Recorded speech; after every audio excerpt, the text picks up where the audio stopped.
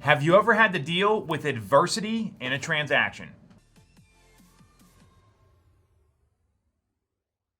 I am here with super agent, team member, and good friend Ian Morrissey. And Ian and I were here, I think it was late on a Thursday night, if I recall this. And you're working on a sale, negotiations are happening, and all of a sudden the client went from zero to bananas, right? This happens all the time in real estate. Anyone that says this doesn't happen to them isn't doing enough business or is lying.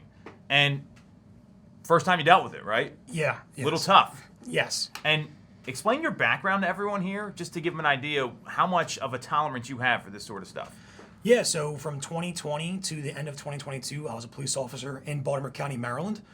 I liked the job, but I wanted like a whole lot of it, so wanted to make the transition to real estate. I've been loving it so far, but I had to deal with a lot of stuff. The previous line of work I was trying to get out of, but kind of followed me with this deal. Well, and Ian's been doing amazing, and obviously dealing with people is a big part of this job, and I'm clear that's why your background from law enforcement translates here. That was one of the things, I think the first things I said to you. So explain what happened in this situation. So there was the clients weren't clear on something, and they kind of lost it, which happens all the time. Yeah, so my clients, some of the numbers got miscued, I guess, and misinformed on my client's part, and the numbers came back a little bit more than they thought it was going to be.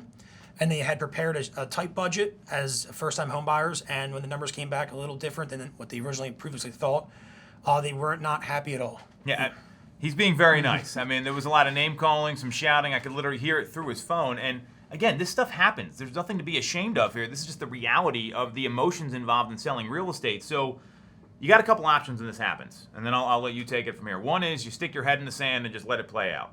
Two, you run away from the situation. Or three, you charge the storm, you play offense and say, all right, well, here's where we are. Here's the options. Here's what happens next. So how did you handle this, and what was going through your head? Because I think a lot of people don't like these situations for obvious reasons.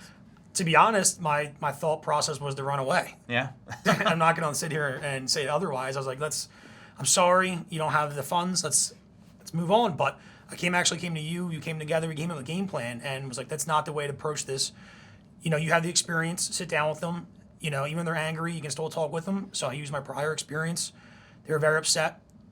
We got around the situation. We charged the storm head on, and I kind of laid out the options for my client. I was like, listen, let's get this done. You want the house.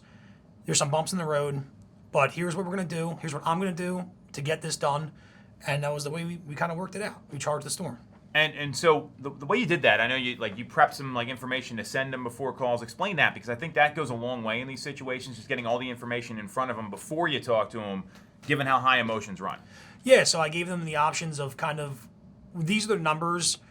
I broke down the estimated closing call sheet with some kind of seller assist, and me and you ran the numbers together to prepare them and sent that to them first to be like, these are the solid numbers. We ended up having to rewrite the offer and offer a little bit less, but ended up getting done either way. But when rewriting that offer, I wrote down with you some solid numbers and gave that to them first so they're prepared for the phone call we were about to have. Well, and then think about that. It's that they have certainty now on the call versus kind of like they're hearing the number and reacting, because a lot of this emotional stuff was a lot of reacting on their part. And look, it's not their fault. I mean, real estate's very stressful. So how did that prep work make the calls go to eventually get the agreement signed? I mean, this was signed later that night, which was amazing. How did that work out for your clients? I think it ended up taking the stress off of them to an extent. It still was a little bit above budget, but not the original number they thought they were going to have to come out of pocket with. So coming up to them with this adjusted number is a little bit more, but it wasn't as high as the first one. I think that really just took a lot of the stress off of them. And I reassured them the confidence that, listen, this is the number. We're going to get you to the table as close to this number as possible, and we're going to get it done. So, I mean, this was amazing work. And, I mean, we were, high-fiving each other at the end of the night. It was like 6, 7 o'clock at night by the time we were out of here. So, what did you learn from that? Because I think a lot of agents, they get in these situations and they kind of they don't play offense. They kind of get scared. And this is probably going to be something that I'm clear is going to help you throughout the rest of your career. Oh, yeah. I mean, for sure, the biggest thing is that just to take accountability. And I think that's what got the deal done at the end of the day, was that they realized that I took accountability for the situation. We're going to move forward and then charge the storm. And not to get a little rough winds and rough weather break your back. You know, you got to stand up strong, get the deal done. And, you know, I will never let something like that happen again. But if it does happen again, we're still going to get it done. Charge the storm. And so, I don't know if these people have settled yet or not, but they're happy now. Yes, they're settled. They moved in. So explain that part. Like, think about this. They go from 0 to bananas, right? And now they're in. How are they feeling at the end of the transaction? I think they were super happy. They came in. They were very, very pleased. And I think at that point in time, when all the information they have in front of them, they're reacting with blinders on. They're only looking at this and not the whole picture of, this is a dream home. This is where they want to be the next step in their life. They're first-time home buyers. So I think when they get the tough news and they reacted sour to me, they only were reacting to that news and not the whole picture of like, hey, we can still get this done. We're going to come out of the pocket a little bit more, but that is what it is. And this is your dream home. It's beautiful, rehabbed home. You move in, there's nothing to do. There's no rehab. There's nothing. There's refinished from top to bottom. And what you said right there, you brought them back to the motivation. That is one of the keys in real estate because people, like you said, they only look at this particular problem and not the overall goal. And when you first talked to them, what was their goal?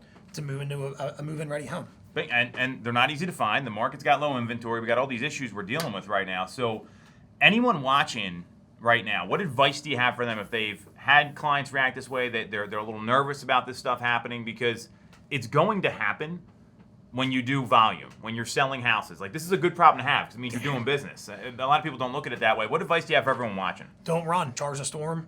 It's going to be like ripping a Band-Aid off. And once you have those tough conversations, I feel so much more ready to have another tough conversation. Not that I want to have that conversation, but I feel like after this one, there's not much more that can be thrown my way without me knowing how to navigate it, Love it. Well said. This guy is on fire. Keep a watch out for him in our local market. Appreciate my man. Way to kick ass. Yeah, thank you. I appreciate it.